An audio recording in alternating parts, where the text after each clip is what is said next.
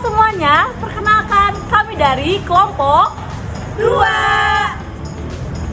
Kami dari kelas PGSD A03 Universitas Langlang Buana akan mengerjakan tugas strategi belajar dan pembelajaran di SD dengan dosen pengampu Ibu Novita SPDI MPD mengenai strategi pembelajaran yang meliputi pendekatan, metode, model, dan teknik pembelajaran.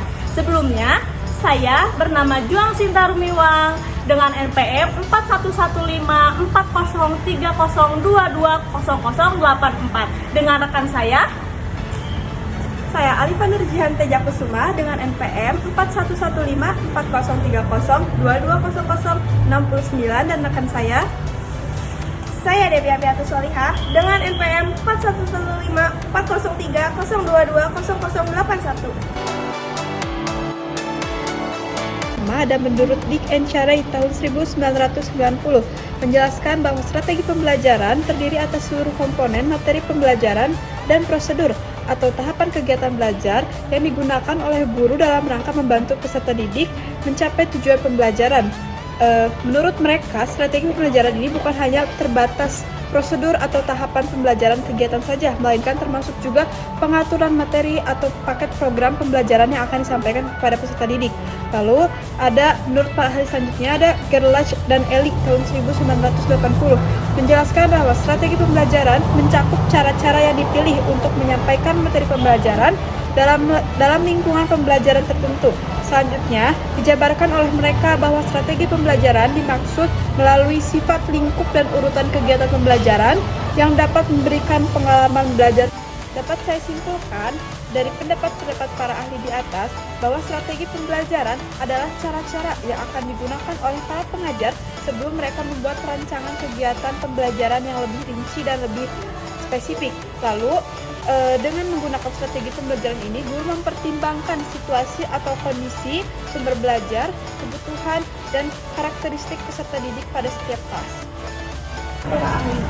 Menurut Komalasari tahun 2013, halaman 54, pendekatan pembelajaran diartikan sebagai sudut pandang terhadap suatu proses pembelajaran yang merujuk pada pandangan tentang terjadinya suatu proses yang di dalamnya dapat menginspirasi, menguatkan, dan melatari metode pembelajaran dengan cakupan teoritis tertentu. Selanjutnya ada pendekatan menurut Sanjaya tahun 2008 halaman 127. Pendekatan merupakan sudut pandang terhadap proses pembelajaran yang dikuatkan menggunakan metode atau model tertentu yang dikelompokkan menjadi dua, yaitu pendekatan kontekstual dan pendekatan konteks. Berdasarkan pengertian pendekatan menurut para ahli sebelumnya, dapat saya simpulkan bahwa pendekatan pembelajaran merupakan langkah awal yang dilakukan sebelum melaksanakan proses pembelajaran. Dengan adanya pendekatan ini, guru dapat menyesuaikan apa saja kegiatan atau rangkaian yang akan disiapkan mengingat keadaan setiap kelas yang berbeda. Di sini saya akan menjelaskan tentang model pembelajaran menurut para ahli. Yang pertama, menurut Trianto Dalam Gunarto tahun 2013 halaman 15 mengertikan model pembelajaran sebagai pola yang digunakan sebagai pedoman gunaan perencanaan pembelajaran di kelas atau tutorial. Yang kedua, menurut Aren Dalam Mulyono tahun 2018 halaman 89, model belajar merupakan rangkaian konseptual yang menggambarkan prosedur sistematik dalam perorganisasian pengalaman belajar guna mencapai kompetensi belajar. Berdasarkan pendapat para ahli yang tadi saya sebutkan, dan saya menyimpulkan bahwa model pembelajaran merupakan kerangka keseluruhan berdasarkan prosedur sistematik dan pengorganisasian sejelas mungkin. Dan model pembelajaran berisikan tentang sebelum, sedang, dan sesudah pembelajaran. Selanjutnya, saya akan menjelaskan tentang metode pembelajaran menurut para ahli. Yang pertama, menurut Sopan Amri. Pengertian metode pembelajaran menurut Sopan Amri tahun 2013 halaman 113 merupakan cara yang dilakukan untuk menyampaikan pengetahuan kepada peserta didik melalui kegiatan belajar mengajar di kampus, sekolah, pondok, dan lainnya. Menurut Nur Hamiyah dan Muhammad Juhari tentang metode pembelajaran tahun 2014 halaman 49, yaitu cara untuk mengimplementasikan rencana yang telah disusun dalam bentuk nyata dan praktis untuk mencapai tujuan pembelajaran. Berdasarkan pendapat di atas, dapat saya simpulkan bahwa metode adalah cara pengimplementasikan dari model pembelajaran. Metode disesuaikan juga dengan model. Metode merupakan nyata dari rencana yang sudah disiapkan sebelumnya.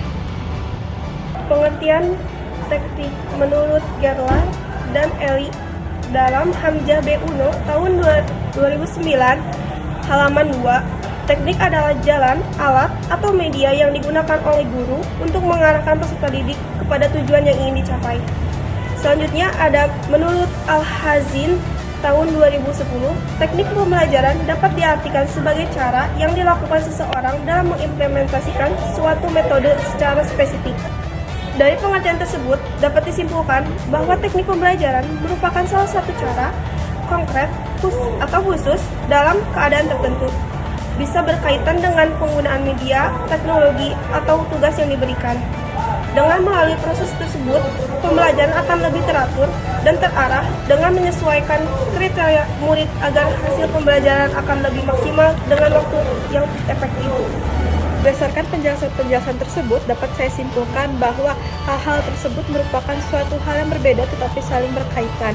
Karena pada dasarnya, teknik, strategi, model, dan metode memiliki fungsinya masing-masing dalam proses pembelajaran. Oleh karena itu, guru harus dapat memilih bagian-bagian mana yang cocok digunakan pada kelas tersebut. Dikarenakan setiap kelas memiliki karakteristik berbeda-beda, begitu pula pada anak-anaknya.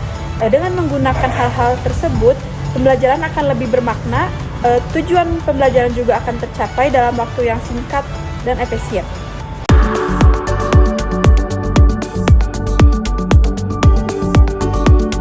Beberapa strategi yang dapat digunakan dalam proses pembelajaran. Yang pertama, ada strategi pendekatan deduktif. Pada strategi ini, pembelajaran dimulai dari hal yang diketahui ke hal yang tidak diketahui. Kebalikannya, terdapat strategi induktif. Strategi induktif ini dimulai dari hal yang tidak diketahui kepada hal yang diketahui. Lalu, ada strategi pembelajaran inquiry. Pembelajaran ini dilakukan dengan cara memberikan siswa kesempatan untuk mengembangkan kemampuan berpikir kritis dan kreatif. Lalu ada strategi SPKB, adalah model pembelajaran yang berfokus pada pengembangan kemampuan siswa dengan fakta-fakta atau pengalaman berbagai bahan untuk memecahkan masalah. Lalu ada kooperatif script. Pada strategi ini, setiap siswa memiliki peran yang berbeda dan harus bekerja sama untuk menyelesaikan suatu masalah atau suatu naskah. Yang terakhir, ada strategi kooperasi atau DSS. Pada strategi ini, pembelajaran siswa dilakukan secara berkelompok. Pembelajaran berbasis proyek. Pada strategi ini, guru memberikan tugas proyek dalam jangka waktu tertentu. Lalu, ada strategi pembelajaran berbasis masalah. Siswa didorong untuk berpikir kritis agar dapat memecahkan suatu masalah yang diberikan. Dan yang terakhir, ada strategi pembelajaran kolaboratif. Strategi ini menggabungkan beberapa metode dengan metode lainnya sehingga menjadi satu kesatuan. Macam-macam pendekatan. Yang pertama ada pendekatan kontekstual. Kontekstual berfokus pada penghubungan antara materi pelajaran dengan kejadian di dunia nyata. Yang kedua, ada konstruktivisme. Siswa diberdayakan untuk membangun pengetahuan mereka sendiri. Yang ketiga, ada pemecahan masalah. Pemecahan masalah itu kemampuan siswa dalam menganalisis masalah dan mencari solusi. Yang keempat, ada pendekatan induktif. Pendekatan ini memulai proses belajar dari hal-hal khusus untuk kemudian menarik kesimpulan atau prinsip umum. Yang kelima, ada pendekatan deduktif. Pendekatan deduktif memulai dengan prinsip atau konsep umum dan kemudian menerapkannya pada situasi khusus. Yang keenam, ada pendekatan open-ended. Fokusnya adalah pada proses berpikir dan bagaimana siswa mendekati masalah. Yang ketujuh, pendekatan saintifik. Mengikuti langkah-langkah tertentu seperti mengamati, bertanya, dan mengkomunikasikan. Ini sering diterapkan dalam metode pembelajaran berbasis penelitian. Lalu di sini saya akan menjelaskan mengenai model pembelajaran. Yang pertama ada model berbasis masalah yang biasa kita kenal sebagai PBL, pembelajaran siswa pada masalah autentik sehingga siswa dapat menyesuaikan pengetahuannya sendiri. Lalu yang kedua ada model pembelajaran kooperatif, rangkaian kegiatan pembelajaran yang dilakukan oleh siswa dan kelompok-kelompok tertentu untuk mencakup tujuan pembelajaran yang telah dirumuskan. Yang ketiga ada model pembelajaran berbasis proyek yang dimana siswa mendapatkan pembelajaran yang menantang, yang melibatkan siswa dalam mendesain, memecahkan masalah, mengambil keputusan, atau kegiatan investigasi. Lalu yang keempat, ada model pembelajaran kontekstual, mengaitkan kontak mata pembelajaran dengan situasi dunia nyata dan motivasi siswa yang membuat hubungan antara pengetahuan dan penerapan dalam kehidupan mereka sebagai anggota keluarga, masyarakat, serta warga negara. Yang kelima, di sini ada model pembelajaran inquiry. Model ini yang menekankan pengalaman-pengalaman belajar yang mendorong siswa dapat menemukan konsep-konsep dan prinsip. Yang keenam, ada model pembelajaran pencapaian konsep, mengorganisasikan informasi sehingga dapat memberikan kemudahan bagi mereka untuk mempelajari konsep itu dengan cara efektif, menganalisis, serta mengembangkan konsep.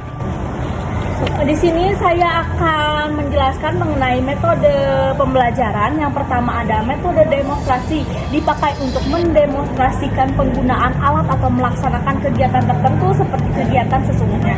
Yang kedua ada metode pembelajaran ceramah, yaitu bentuk pengajaran dengan penjelasan konsep, prinsip, fakta. Biasanya pada akhir pembelajaran terdapat tanya jawab kepada siswa.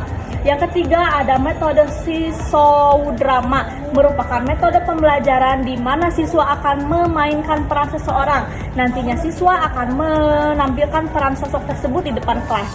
Yang keempat ada metode diskusi, adalah metode pembelajaran berupa kegiatan tukar-menukar pendapat, informasi atau unsur-unsur pengalaman secara teratur. Serta tujuan metode diskusi yaitu memperoleh pengertian bersama yang lebih jelas. Yang kelima ada metode pembelajaran